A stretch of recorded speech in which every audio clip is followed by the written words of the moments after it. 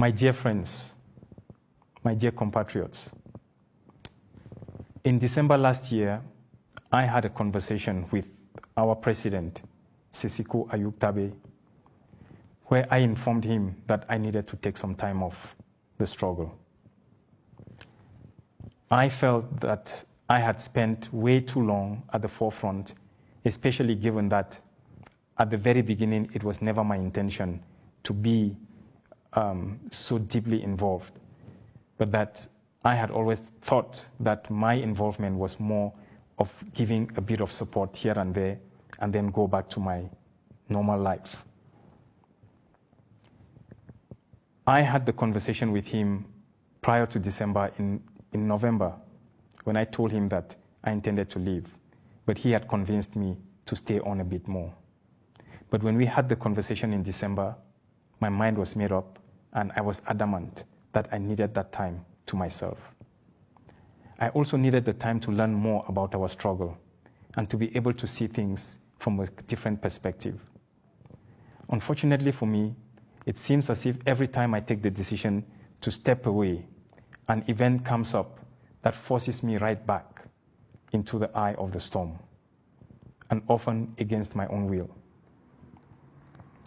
The past weeks have been especially difficult for us all, but most especially for the families of our compatriots who were abducted through the manipulations of the rogue regime in Yaoundé. For one who was literally on his way out and exiting the scene, I have found myself back in the very center of it. And I would like to address a few issues. Since the struggle started, two major crises have rocked our revolution. The first being the carnage that was unleashed on our people on the 1st of October last year, and the second being the recent kidnap of our leaders in Abuja. In the first instance, in October, we saw how Yaoundé was exposed and its brutality and human rights abuses and abduction of our citizens was laid bare. We are even told that in some instances, some of our boys were kidnapped, taken into helicopters, and then pushed out of the helicopters in the middle of the equatorial rainforest. This is reminiscent of the same kind of carnage that was unleashed against the adherents of the UPC in the 50s and the 60s. The second instance saw a Rambo-styled kidnap of our leadership in the Nigerian capital of Abuja through forces paid by La République. During this period, they were held incommunicado and refused access to their lawyers. We are told that some have been extradited to Cameroon by Nigeria, in spite of the lack of any extradition treaty between the two countries, with complete disregard for the Geneva Convention and the African Charter on the Rights of Peoples, with complete disregard for the rights of those who had taken up Nigerian citizenship, and complete disregard for the human rights record that Cameroon is so well known for. In both instances, we had the unique opportunity to expose the rogue regime of Yaoundé for what it really is. We had the chance to showcase the genocidal practices which the regime has meted against our people for a long time, but which, for once, was glaring and which we could use to our advantage and get the rest of the international world to know. In the second instance, we failed to take advantage of the opportunity to raise our communications, our diplomacy, and even our community mobilization. In both instances, we failed woefully. We have spent close to a month, and today makes exactly 1 month since the abduction, with no tangible results as to what we have been able to achieve as a result of this kidnapping. We failed woefully in boosting our communications and making our struggle the attention of the global media So far, we have no diplomatic offensives to show that we have been able to knock on some doors and we have been able to get some doors to open and listen to our issue since the abduction of our leaders. While we see grim photos of gendarmes brutally murdering our boys and dumping them behind hospital toilets, there is the urgent need to give our people hope. For a moment, we made our presence felt at the embassies, and then we got distracted by a small group of people. In both instances, we had a small group of people unleash a string of unfounded accusations against an individual, carving narratives without any evidence. In both instances, our gullible and innocent people were fooled into taking their eyes off the enemy and focusing on each other. By the time we realized what is happening, La République du Cameroon would have wiped up all the traces of the carnage that it has unleashed against our people. So, we must ask ourselves, is this group of people just playing an innocent game of attacking an individual, or in this case, a group of individuals whom they hate with a passion, or is it a collaborative manipulation between the same group of people and the Yaoundé regime to make sure that every time that the regime goes out on a genocidal mission, it has a small group of people to help it clean up the evidence? How do people who were not in Nigeria give such accurate accounts of what transpired in Nigeria to the point of precisely pinpointing who was the culprit? How can anyone justify the fact that the Undersecretary for Communications, we are told, was informed way in advance that the president of the interim government was in danger of being kidnapped in Nigeria, but failed to inform security and intelligence in order for them to make the proper arrangements for his travel or to deter him from traveling? When we talk about this same group of individuals, is this not the same group of individuals who today are crying more than the bereaved? The same group of individuals who had said that Ayuk Tabe was a nincompoop, a Johnny Just Come, and a naive man who needed to be replaced. The same group of individuals who predicted 2 weeks before the abduction of our compatriots with accurate precision that they will be gone. Was this a coincidence or was this a mistake? When the same group of individuals come and declare that our compatriots are dead and that we must forget about them and move on to replace them, while encouraging us to start channeling our funds into their preferred bank account, what are we supposed to think? When the same group of individuals confidently say that they do not believe that the leaders meeting in Abuja was for humanitarian purposes, that they are convinced that the leaders were there for some other reason than humanitarian, and that they are convinced that these leaders were not there for our refugees, and then they go ahead and produce a video that depicts boys marching in military gear, then we need to ask ourselves, what are they playing at? Are they trying to set up our leaders so that they can be charged for terrorism and hanged by the Yaoundé regime? Do they think at all about the hurt that they are causing to 8 million people? Do they even think about the pain they are causing to the children, to the wives, the friends of these people who are being incarcerated? In any case, today I stand before you not to justify or to deny any of the accusations leveled against me and others by this same group of individuals, but rather to accept the tag that I have been given. Like Sisiku always said, when the same group of individuals would accuse him of being corrupt and of having stolen Scapac money in connivance with Milan, he would always smile and say, a clear conscience does not fear accusation.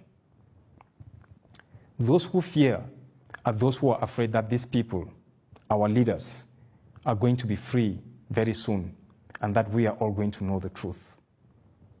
Those who fear are those who have decided to flood the social media, just like they did in October, with lies, thinking that to repeat the same lies over and over and over again would make it the truth.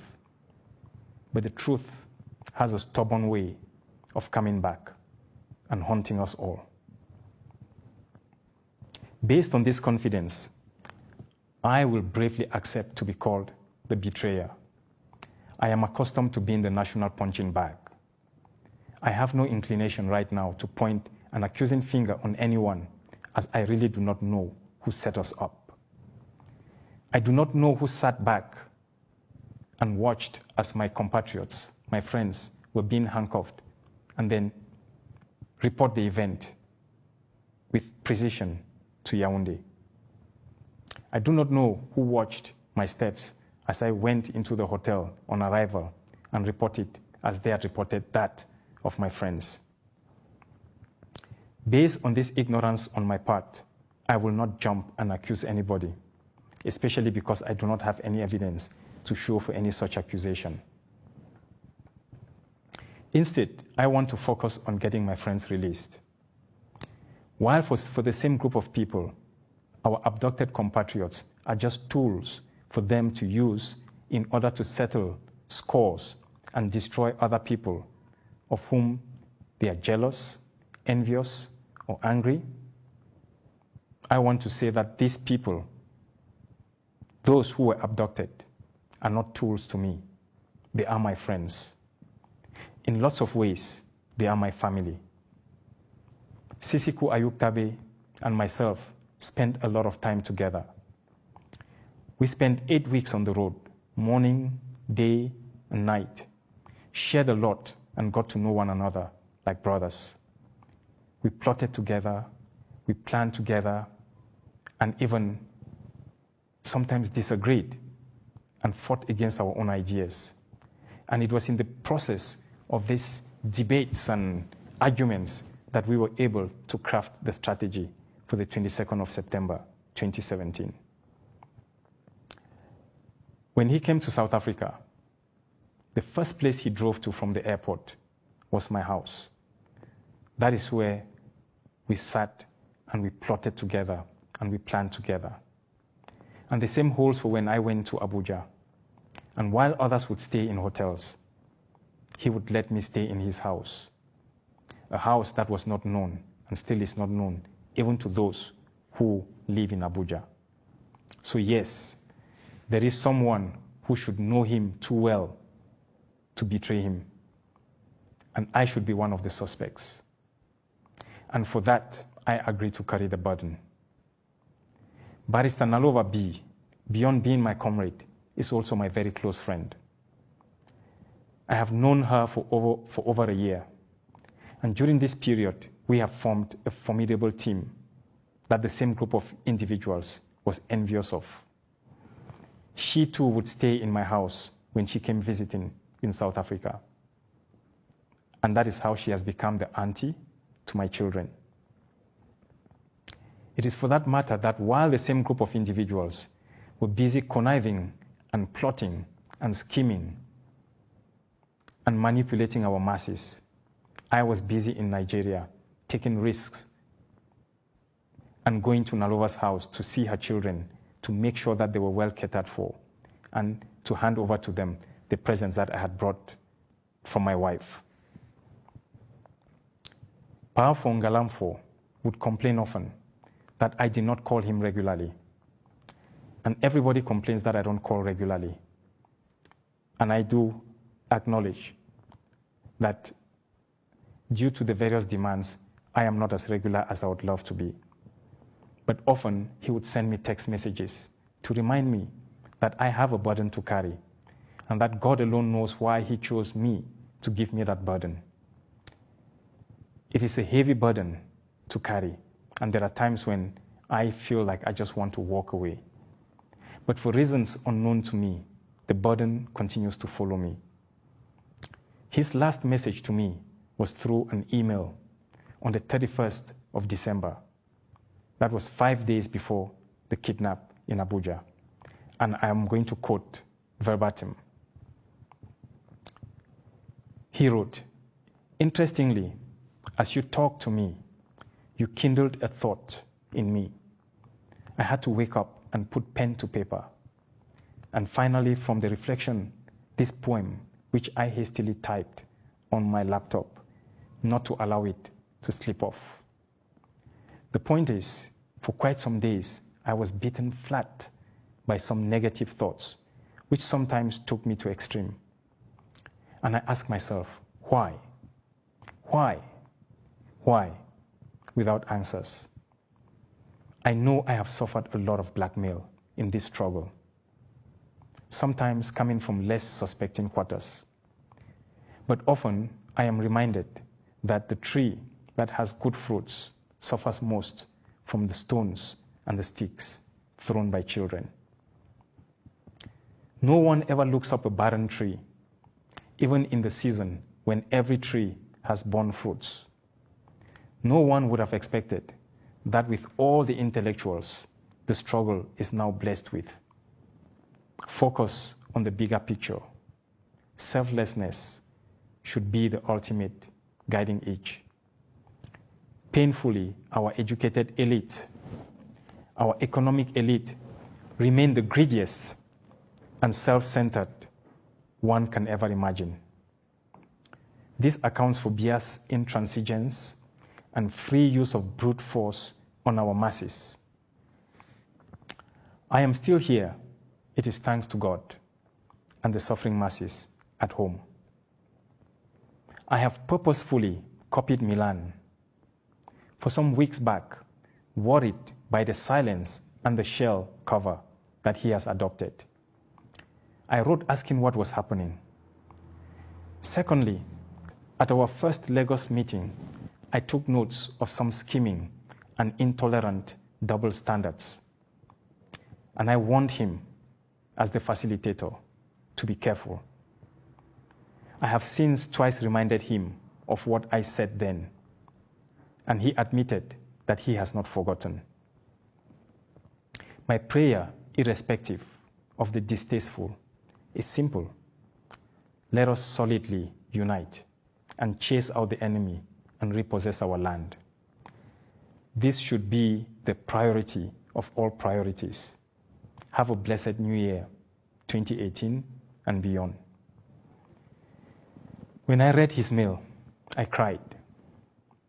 Guilty that I did not communicate as often with him as he would have loved, I called him and we spoke on the phone and we cried together. 5 days later, he was abducted. The same holds for my other friends.